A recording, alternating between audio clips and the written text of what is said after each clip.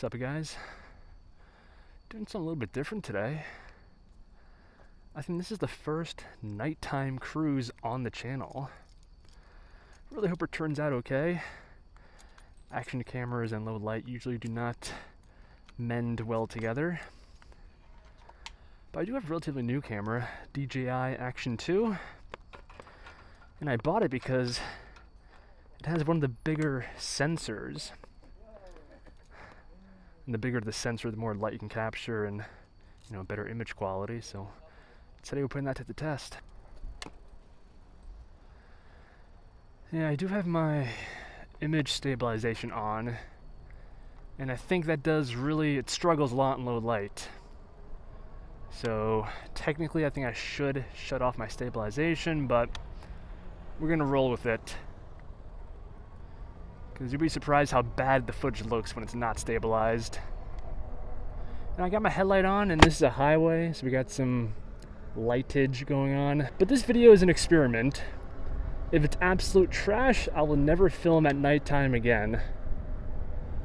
But I mean, there's only one way to find out, so. Oh geez, this is kind of terrifying. I've only ridden on this highway a couple times at night.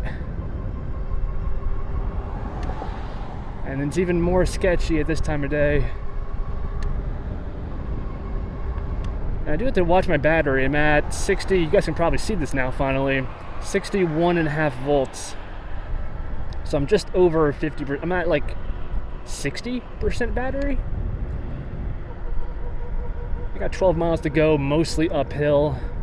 We should be able to make it though just fine. But I'm gonna rip it a little bit less hard than usual. But there's a bike I want to talk to you guys about. I've been seeing this a lot in the comments every time I talk about, good value bikes. And it's the Kepler e-bike. I think that's the name, the Kepler, maybe the V2, something like that.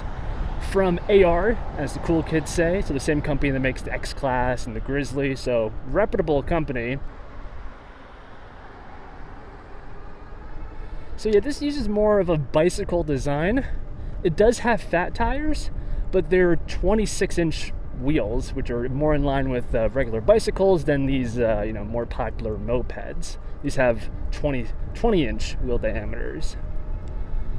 And now since we left the highway, the visibility or the light levels are even less. So, you know what? Just in case, should I shut off the stabilization? I don't think I should. It's gonna look even worse with the stabilization off. So yeah, the Kepler, the real selling point is the price. I think it's, what is it? Okay, so the Kepler comes in at just shy of 2,000 bucks, currently 1,800. And for comparison, the X-Class step-through is $2,400, which that in and of itself is a great deal. This whole company really does deliver on the value side of the spectrum. Of course, this bike isn't as cool. It doesn't have that moped, design to it. It also doesn't have rear suspension. It does have a front suspension fork. But essentially, everything else is actually the same.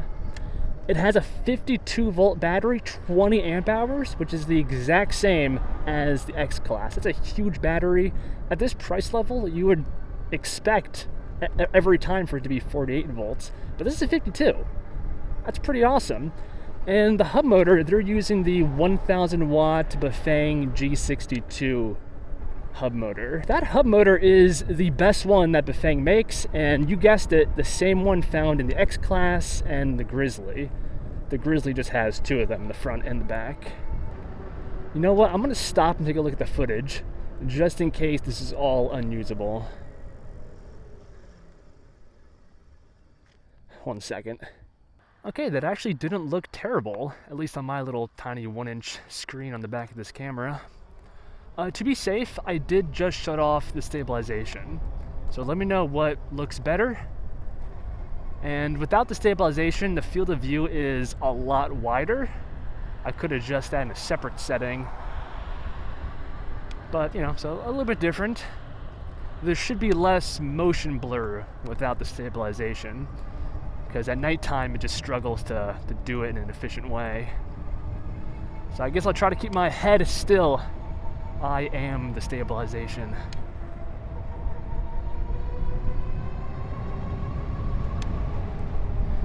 And yeah, I'm just bringing you guys along for this nighttime ride.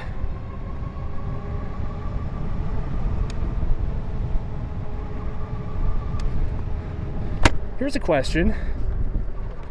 How do you guys listen to music and podcast while riding your bike? What's your solution? Do you have like a loud Bluetooth speaker? Do you have earbuds? I saw on Amazon you can get these like flat pads that can kind of slide into your helmet, and that's where it lives permanently, and that's how you can listen to audio. Those look like trash though. They're super cheap, and I can't imagine the audio quality being any good. And personally, I don't want to be that guy that's blasting music on a speaker. So my current solution is Bluetooth earbuds. But the thing is, in order to get them on under my helmet, I've been removing the padding around my ears. And I know that's pretty stupid in terms of safety, removing the padding, but that's the best solution I've been finding. I've seen your comments. Some of you guys want me to, oh yeah, thanks for the high beams. Some of you guys don't like how I ride in the gutter, and you say I should take over the lane like I'm doing right now. And I'm sure other people completely hate what I'm doing right now. I think it's a travesty, and I should cower in fear every time I'm in the presence of a car. But the reality is, the bike infrastructure sucks where I live. So often I have no choice but to take up a whole lane or to just hide on the side of the road, which really isn't great for my safety. So I usually just go with instinct, whatever feels right at the moment.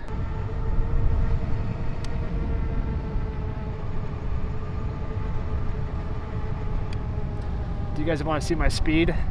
I did kind of calibrate this. Yeah, I know it's super small, but the best I can get it is still like 3 miles an hour too slow.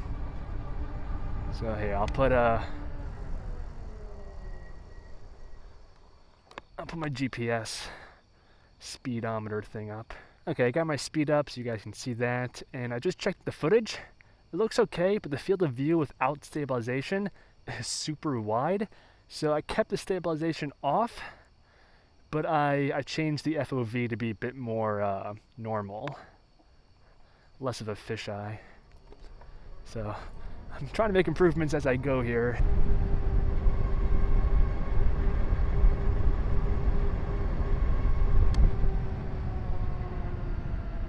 It's getting foggy out. Oh gosh. Okay, we're going back into the abyss. I probably should stay on the road, but okay, if I get stabbed, you guys are dying too. That's how this works.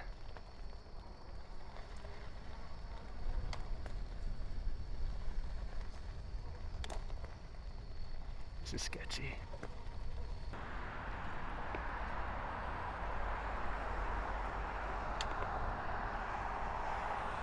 Man, my battery is getting down. Ooh. But I still have plenty of pep. I must be this controller I'm using, the Frankenrunner. I've been very happy with it, because I guess as the voltage sags, it compensates by pulling more amps. In fact, this is a live readout on this screen of the amps that I'm using at the current moment. So right now I'm using 12.5 amps, 14, and I set a hard limit at 30 amps. But I never come close to using that. 10, 28 amps, okay. I do come close to using it all. At least when my voltage is low. It's good to know.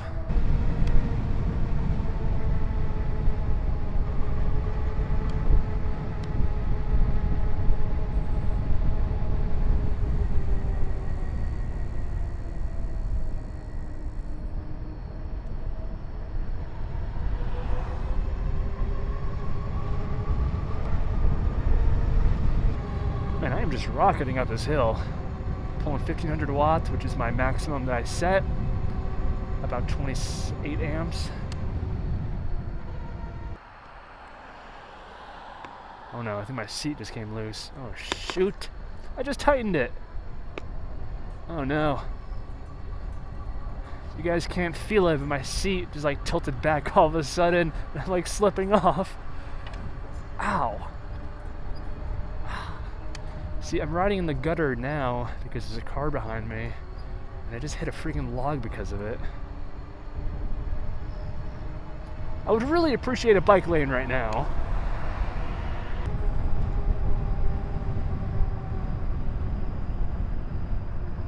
Sorry, do not have turn signals.